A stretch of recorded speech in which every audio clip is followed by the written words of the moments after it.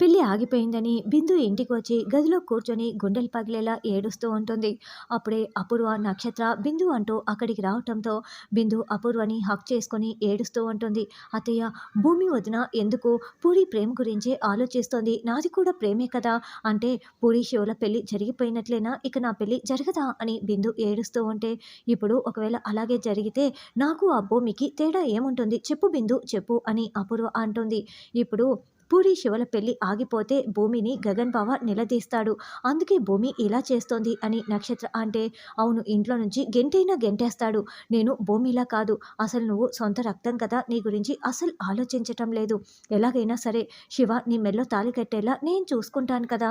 శివ నీ మెడలోనే తాళి కడతాడు అని అపూర్వ అభయం ఇస్తుంది. అవును, మమ్మీ మాట అంటే నీకు బాగా తెలుసు కదా, మమ్మీ మాట అంటే మాటే అని నక్షత్ర అంటుంది.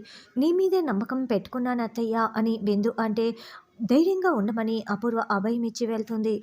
తర్వాత గగన్ రా భూమి అంటూ హల్దీ ఫంక్షన్లో బయటికి లాక్కు వస్తాడు. బావా వద్దు బావా అని భూమి అంటే, హల్దీ ఫంక్షన్లో వద్దన్నా కూడా వినే ప్రసక్తే లేదు, నీళ్ళు చల్లుకోవాల్సిందే, పూరి రెడీయా అంటూ గగన్ భూమి మీద, పూరి ఏమో శివ మీద నీళ్లు కొడుతూ ఉంటారు. ఇక అందరూ ఒకరిపై ఒకరు నీళ్లు చల్లుకుంటూ చాలా ఎంజాయ్ చేస్తూ ఉంటే శారద చూసి మురిసిపోతూ ఉంటుంది.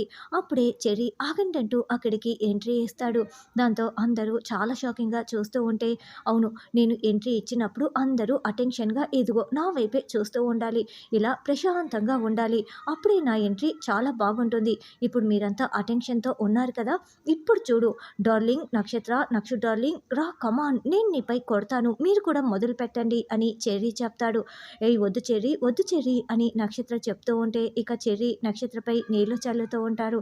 అలా మళ్ళీ అందరూ ఎంజాయ్ చేస్తూ ఉంటే శివ మెల్లగా అక్కడి నుంచి జారుకొని టెర్రస్ పైకి వెళ్తాడు. తిరిగి చూసే లోపల శివ లేకపోయేసరికి శివ ఏమైపోయాడు అని పూరి వెతుక్కుంటూ టెర్రస్ పైకి వెళ్తుంది.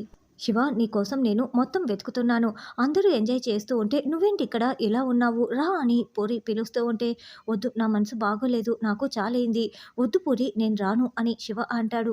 మన హల్దీ ఫంక్షన్లో మనం లేకపోతే ఎలా శివ, ఎందుకు నువ్వు ఇలా ఉన్నావు చెప్పు అని పూరి నిలదీస్తూ డిస్కషన్ చేస్తూ ఉంటుంది. అప్పుడే కింది నుంచి గగన్ ఇదంతా చూస్తూ, భూమి అసలు శివకి మా చెల్లిని పెళ్లి చేసుకోవటం ఇష్టమేనా అని నిలదీస్తూ ఉంటాడు. అదేంటి బావా ఎందుకలా అడుగుతున్నావు, వాళ్ళిద్దరూ ఒకరిని ఒకరు ప్రేమించుకున్నారు కదా అని భూమి అంటే, మరి ఇద్దరు ప్రేమించుకున్నట్లయితే శివ ఎందుకు అంత డల్గా ఉన్నాడు, చూడు ఎలా డల్గా పైన కనిపిస్తున్నాడో, పూరి చూడు ఎలా బతిమలాడుతుందో అని గగన్ చూపిస్తూ ఉంటాడు. అది కాదు బావా, వాళ్ళిద్దరూ ఒకరిని ఒకరు ప్రేమించుకుంటున్నారు అని భూమి కవర్ చేయటానికి చూస్తూ ఉంటుంది. లేదు, ఒకసారి తేల్చుకోవాల్సిందే, నాకు స్పష్టంగా కనిపిస్తుంది, మనసులో అనుమానం పెట్టుకొని ఉండలేం భూమి, రా వెళ్ళి నిలదీద్దాము అని గగన్ వెళ్తూ ఉంటే, ఆగు బావా అంటూ భూమి పరుగులు పెడుతూ వస్తూ ఉంటుంది. ఈ లోపల పూరి రా శివ అంటూ తీసుకువస్తూ ఉంటే, శివ నీకు మా చెల్లిని పెళ్లి చేసుకోవటం ఇష్టమేనా కాదా చెప్పు అని గగన్ నిలదీస్తూ ఉంటాడు. అదేంటన్నయ్య ఎందుకలా అడుగుతున్నావు, మేమిద్దరం ఒకరిని ఒకరం ప్రేమించుకుంటున్నాం కదా అని పూరి అంటుంది. లేదు బావా ఎందుకలా అడుగుతున్నావు, నేను బాగానే ఉన్నాను కదా అని శివ అంటే, చూడు నువ్వు పైకి బాగున్నానని మాత్రమే చెప్తున్నావు, ఒక మనిషి బాగున్నాడో లేదో ముఖం చూసే కనిపెట్టేయచ్చు, నీ ముఖంలో ఎక్కడా సంతోషం కనిపించట్లేదు, పూరి నువ్వు కాస్త ఆగు, నువ్వు చెప్పు శివ అని గగన్ నిలదీస్తూ ఉంటాడు. పూరి పెళ్లి దగ్గర పడే కొద్దీ మీ అన్నయ్యకి అనుమానం ఎక్కువైపోయింది, ఏంటి శివ మాట్లాడవేంటి, ఇందాక నాకు చెప్పిన విషయమే మీ బావకు కూడా చెప్పొచ్చు కదా, ఇందులో భయపడాల్సిన అవసరం ఏముంది అని భూమి అంటే, ఏంటా విషయం అని గగన్ అంటాడు. అంటే శివకి అమ్మ నాన్నలు గుర్తుకు వస్తున్నారంట, అందుకే ఇలా ఉన్నారు, ఉదయం నుంచి ఒకటే గుర్తుకు వస్తున్నారంట, అందుకే బాధగా ఉన్నారు, నాకు ఈ విషయం ముందే చెప్పారని భూమి అంటే, అయ్యో శివ నేను నిన్ను తప్పుగా అర్థం చేసుకున్నాను, చూడు వాళ్ళు గుర్తుకు రావటం సహజమే, కానీ నువ్వు ఇలా ఉన్నావనుకో నాకు వచ్చిన డౌటే అందరికీ రావచ్చు, కాబట్టి అవన్నీ మనసులో పెట్టుకోకు, మేమున్నాం కదా అని గగన్ ధైర్యం చెప్తూ ఉంటాడు. బావా నువ్వు ఇంతగా చెప్పాల్సిన అవసరం లేదు, శివని నేను రెడీ చేసి తీసుకువస్తాను కదా, నేను నచ్చ చెప్తానని భూమి చెప్తుంది.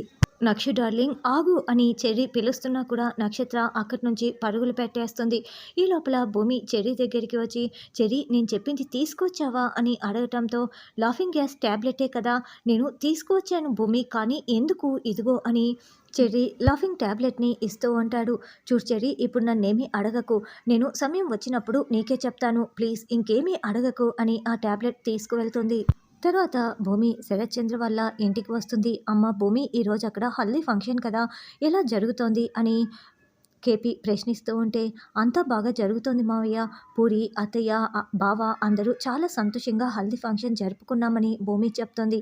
"అంతా బాగుండి ఉంటే నేను కూడా ఆ ఫంక్షన్‌లో ఈ చేతులతో నా కూతుర్ని నా అల్లుడి చేతిలో పెట్టి ఉండేవాడిని.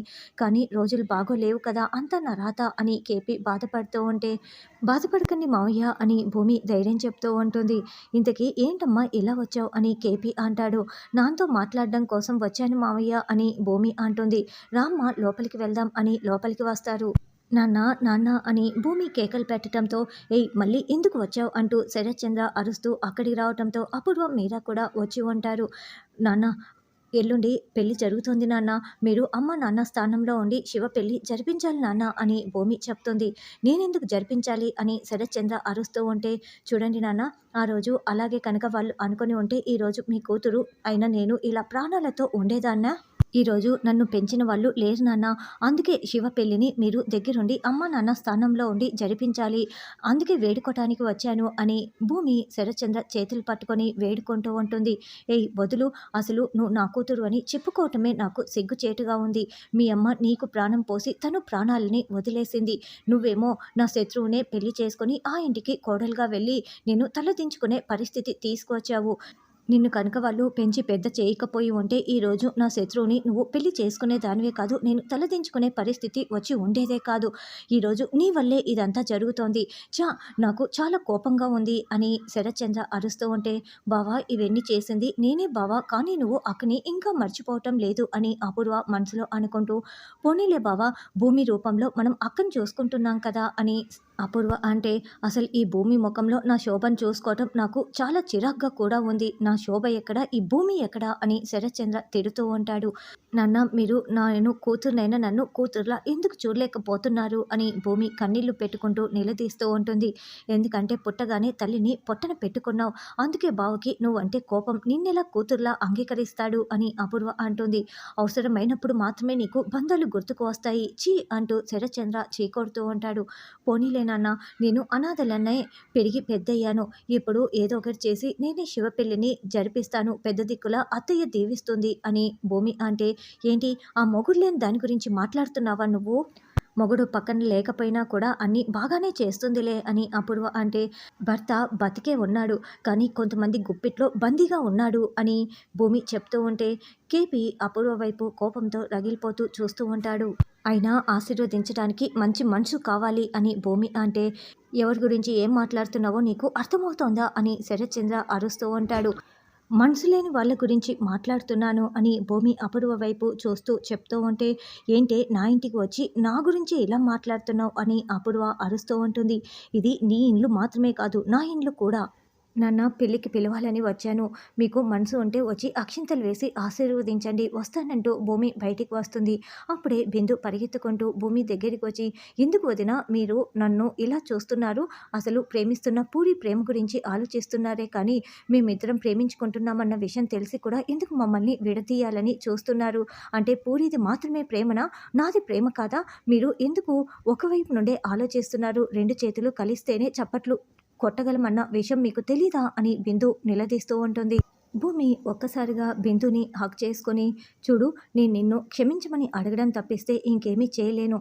నేను ఒక ప్రాణం నిలబెట్టడం కోసం ఇదంతా చేస్తున్నాను. చిన్నప్పుడే తండ్రిని దూరం చేసుకొని ప్రేమ అనే దానికి దూరమైపోయింది. ఇప్పుడు శివ రూపంలో ఆ ప్రేమ దక్కింది. అందుకే పూరి ప్రాణాలని నిలబెట్టడం కోసం నేను శివనిచ్చి పెళ్లి చేయాలనుకుంటున్నాను" అని భూమి సర్ది చెప్తూ ఉంటుంది.